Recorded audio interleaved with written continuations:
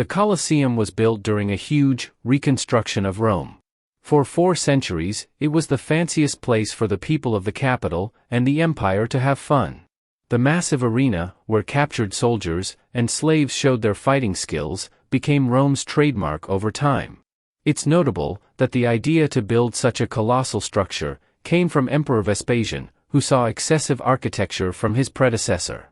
Emperor Nero, after being overthrown, left behind an overly luxurious golden palace, called Nero's Golden House, and several other expensive buildings.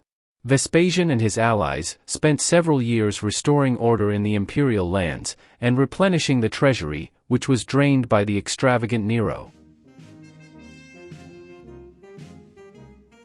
Besides state affairs, the new emperor didn't overlook the Romans' need for cultural entertainment. Vespasian ordered the transformation of an extensive garden with a pond in the capital into a new center of public life, an amphitheater. The flat area between 3 hills in Rome was ideal for this purpose. Such a massive construction required colossal expenses, both material and human. The recent war with the Jews brought Vespasian over 100,000 captive slaves, as well as the necessary funds. The slaves worked on extracting travertine and building stone 20 miles from Rome, near Tivoli, and they labored hard to transport materials to the capital. The amphitheater was erected in the eastern part of the Roman Forum by 80. By this time, Emperor Vespasian had passed away, handing over the reins of power to his son, Titus. The successor not only built the Colosseum in Rome, but also marked the completion of construction, with a grand ceremony, dedicating it in his family name, Amphitheatrum Flavium. The construction could accommodate from 50 to 80,000 spectators, with an average attendance of 65,000 visitors. The repertoire of the Colosseum included gladiatorial combat, naval battles, fights involving wild animals, executions, reenactments of historical battles, and even theatrical performances based on ancient myths. The appearance of the Colosseum was borrowed from theaters typical of late Rome. In terms of its layout, the amphitheater has an ellipse, with dimensions of 189 meters by 156 meters, and a base area of around 24,000 square meters. The height of the outer wall, in ancient times, reached 48 to 50 meters, with a perimeter of 545 meters. The arena itself was presented as an oval, with a width of 55 meters and a length of 87 meters. The arena was fenced off from the spectators by a 5-meter-high wall. About 100,000 cubic meters of travertine were used for the construction of the outer wall. The stones, laid without cement, were fastened together with metal clamps, weighing a total of 300 tons. Centuries and severe earthquakes deprived the Colosseum of its former splendor. Only the northern segment of the original structure survived. Everything else was scattered into building materials for the medieval residents of Rome. It was only in the 19th century that the authorities of the capital began the restoration of this historical monument. The surviving part of the Colosseum consists of 3 tiers of arches stacked on top of each other. The entire structure is crowned by an attic adorned with Corinthian order pilasters. During ancient Rome, each arch of the second and third tiers framed a statue depicting one of the divine protectors of the Latins. Ancient architects faced a challenging task to provide easy access to the impressive-sized stands of the amphitheater. To achieve this, 80 entrances were implemented in the underground level of the structure. 76 of them were intended for common folk, while the remaining 4 were for the most esteemed individuals. The main northern exit was reserved for the emperor and his entourage. The 4 elite entrances were artistically decorated with faux marble and stood out favorably from the ordinary portals. Ancient spectators bought tickets, engraved with the row and seat numbers, to visit the amphitheater. They could reach their seats through the vomitoriums, passageways located beneath the stands. These vomitoriums also facilitated the emergency evacuation of spectators from the Colosseum. According to historical records from the 4th century, the amphitheater could accommodate up to 87,000 spectators. Visitors were seated according to their social status. Separate boxes were provided for the emperor and the Vestal Virgins, in the north and south of the Colosseum respectively. These boxes offered the best view of the arena. Just above were the seats of the nobility, with personalized spots. Further up were the stands for Roman soldiers, Minianum Primum. The next level, Minianum Secundum, was allocated for affluent Romans, followed by places for common people.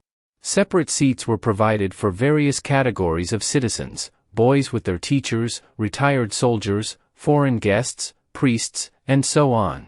During the time of Domitian, a gallery was added to the roof of the Colosseum, where slaves, women, and the poorest spectators were admitted. There were only standing spaces available there. The foundation of the arena consisted of a sturdy wooden platform, measuring 83 by 43 meters, generously covered with sand, which in Latin was called harina. This covering concealed a deep underground area, known as the hypogeum. In modern days, little remains of the original Roman arena, but the hypogeum can be examined in detail. It consists of a system of two-level tunnels and cages located beneath the arena's surface. This was where gladiators and wild animals were kept before being released into combat. 80 vertical lifts ensured the delivery of animals, including elephants, to the Colosseum arena. Such complex mechanisms required constant maintenance and updating. The hypogeum was connected by a chain of underground tunnels to various points of the amphitheater and had passages beyond its limits. Warriors and animals were brought to the performance area from nearby barracks and stables. Additionally, a special passage was allocated in the underground for the emperor and the Vestal Virgins. Many different types of mechanisms were situated underground in the Colosseum. There were early versions of elevators and devices to open cages holding dangerous predators. Scientists also found traces of an ancient hydraulic system that could swiftly lower or raise the entire arena. Close to the Colosseum, several support facilities existed. For instance, the Ludus Magnus, or Great Ludus, served as a gladiator school. One of the 4 major gladiator schools transported fighters to the arena through a unique underground passage. Adjacent to it was the Ludus Matutinus, a school where warriors specialized in combat with trained animals. The Colosseum quickly became a landmark, so Titus, his brother Domitian, and subsequent Roman emperors regularly engaged in improving the structure. In the 3rd century, the amphitheater suffered greatly from a fire, prompting Emperor Alexander Severus to essentially restore the building. In the 5th century, the Great Rome renounced the pantheon of pagan gods to fully embrace Christianity. Emperor Honorius promptly issued a ban on gladiatorial combat, deeming it contrary to the tenets of the new religion. However, the Colosseum retained its status as an entertainment venue, offering spectators the spectacle of wild animal hunts. In the 5th century, Italy fell under the domination of the Visigoths, leading to the gradual destruction of the Flavian amphitheater. In the late 6th century, a small sanctuary was built inside the Colosseum. The arena began to serve as a cemetery, and the niches and arches of the amphitheater housed shops and workshops. In the year 1200, the aristocratic Frangipani family obtained ownership of the structure and fortified it.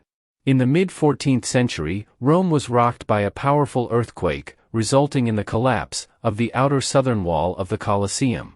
The crumbling building was actively used for the construction of medieval churches, castles, villas, and hospitals. Medieval architects showed particular zeal, breaking bronze partitions out of the stone masonry.